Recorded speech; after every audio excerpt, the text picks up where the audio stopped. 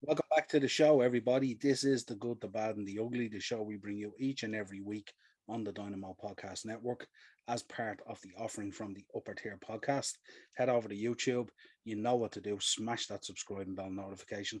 As always, leave a like on the video as well. And if you'd like, drop your comments in. Let us know what you think. This is the show where we review all the Premier League action from the weekend and we try and categorize it down into the good, the bad, and the ugly. So, as always, let us know your thoughts if you felt differently about it. Little bit of a surprise this week that most people who have been following the show won't realize, but we had no one this week dropped into the ugly category. I didn't feel anyone was bad enough fitting that category. So this week, really only have the good and the bad. Before we get into it, let's go down through the results. Starting Saturday, the lunchtime kickoff: West Ham 3, Chelsea 2. Shock on the cards there. Unusual error by Mendy there. Also, Jorginho not at his best. Very unusual for both players, but West Ham running out winners and taking all 3 points. Moyes doing a fabulous job there with West Ham. Newcastle 1, Burnley 0. Eddie Howe finally getting the win under his belt, although Burnley had so many chances. Deutsch must be wondering how he didn't get out of there at least with a point. Southampton 1, Brighton 1. That boy Maupay again, cropping up to steal the draw. Absolutely fabulous again. But again, Potter, I think now that's no wins in 10. Wolves 0, Liverpool 1. Last gasp winner, 94th minute. Divock Origi, the man of the hour, coming up with the winner.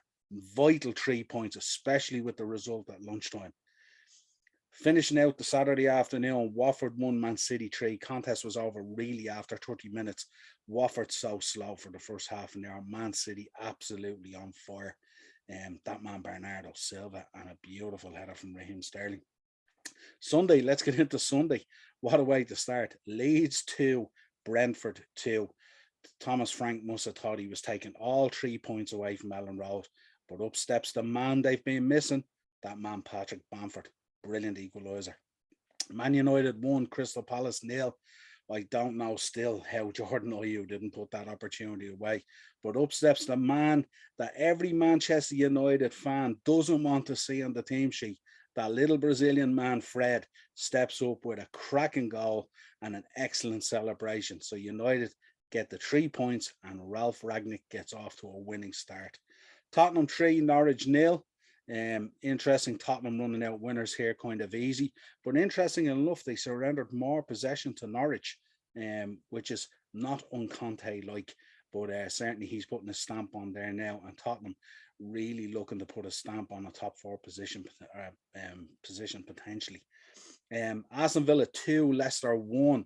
Stevie G still with the win and now heading next up Anfield on the 11th. Going to be in the away dugout, which is going to be very interesting for us Liverpool fans. But a brilliant win against Leicester. Brendan Rodgers banging trouble again. Let's get into categorising this. The good, of course, West Ham coming from behind twice. Masuaku grabbing the third. Moyes now, I loved his interview after the game where he says, rightly so, challenging for a top four spot.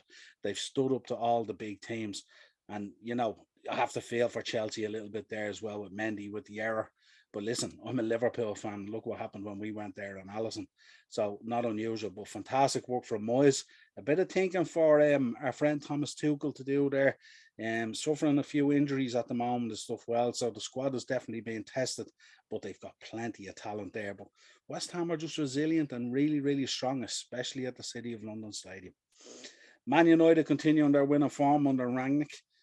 Big win against Palace. Fred with the goal. Of course, anyone who thinks that this was Ralph Ragnick's first game must be absolutely deluded. We know, looking at what he set out there against Crystal Palace, we know well he was involved in the previous two games as well, without a shadow of a doubt.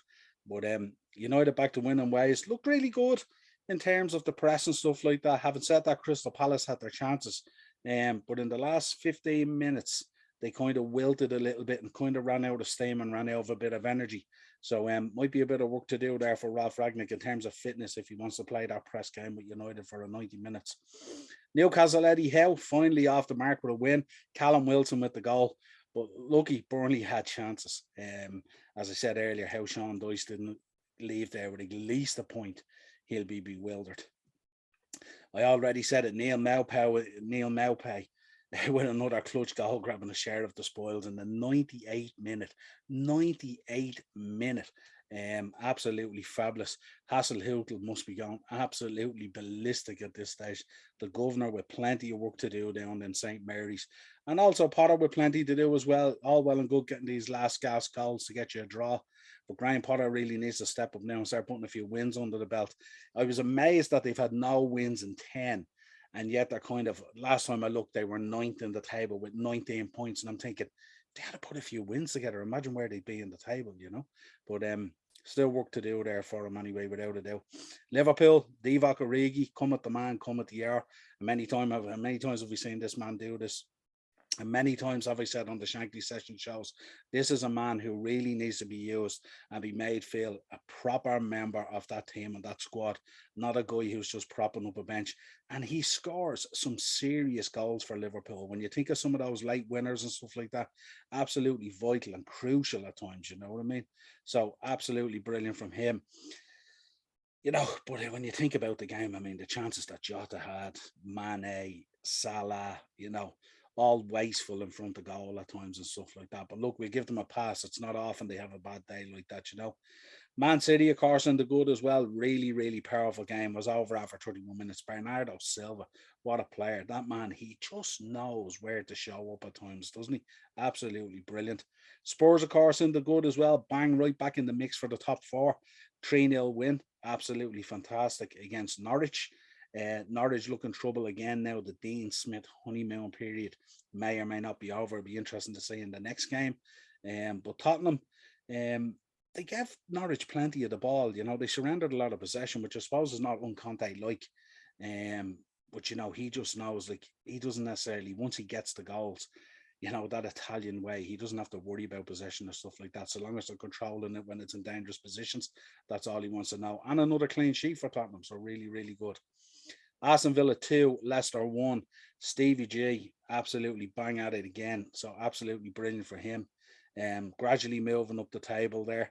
I was interested to listen to his post-match interview where he was asked off the Anfield next, and he says, how do you feel about that? Any conflict of interest there? And he says, absolutely not. He says, I'm going with Aston Villa to Anfield to try and get 3 points. So professional as always from Stevie G. Brendan Rodgers, still jury out there at the moment, isn't it? You know, we're kind of maybe thought that he might have got a little bit distracted by all the Man United links and stuff like that and all, but at the moment they're in seriously poor form, Leicester. So he's going to have to figure that out. Let's get into the bad. Chelsea with a little dip in form. Jorginho Mendy with days they'd forget. Not often that it happens, especially with Mendy. He's a world-class keeper. So uncharacteristically from him. But we've seen at the City of London Stadium, goalkeepers make mistakes sometimes, as I well know. But yeah, I think there's other issues there as well. I think with Chelsea at the moment, they've a laundry list of injuries at the moment, and Tuchel's trying to figure out best way to use a squad and stuff like that. But it does show. I mean, when Kante's not there, and when, you know, players like that are missing, you know, Chilwell is a huge loss now for them and stuff like that. He was absolutely unbelievable prior to getting injured. So we'll see how Chelsea do and whether this injury crisis I'd kind of call it at the moment, but you know, they should have plenty there still to work through it. You know, Burnley, I had in the bat, they did everything bar find the goal. You know, it was a huge game for both teams, you know, especially where they are positioned in the league and stuff like that. But Eddie Howe came out on top. So Dice drops into the bat. The likes of Woods, Chris Woods and guys like that up front, they're going to have to try and find their shooting boots very quickly because Burnley need the goals. Ralph Hasenhüttl, definitely annoyed at dropping the points. 98-minute equaliser from Brighton. He'll be sick over that, really. Must have thought he had the 3 points in the bag. And we round out the bad with Norwich. Dean Smith, the honeymoon period may be over. Wasteful with a couple of chances, especially with that much possession. But again, you would expect Spurs at home to beat Norwich. So that rounds out this week's show, guys. Let me know what you think. Drop your comments into the episode.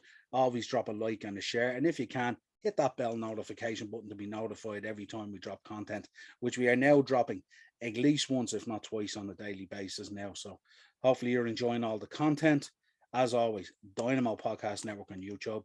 Spotify or iTunes or Podbean or wherever you pick up audio for show, you will find our shows all there as well. Just search the upper tier, search any of the shows that you'll find there that are on the network. Absolutely fantastic content coming out from the boys. And plenty of different football podcasts there as well. We have the Red Devils Report now. We have the Chelsea Roar for the Chelsea fans and for the United fans and all that kind of thing. And then we have all the previews, reviews, player ratings, all that stuff in the Shankly sessions for all you Liverpool fans. But until next time, we will talk to you again real soon.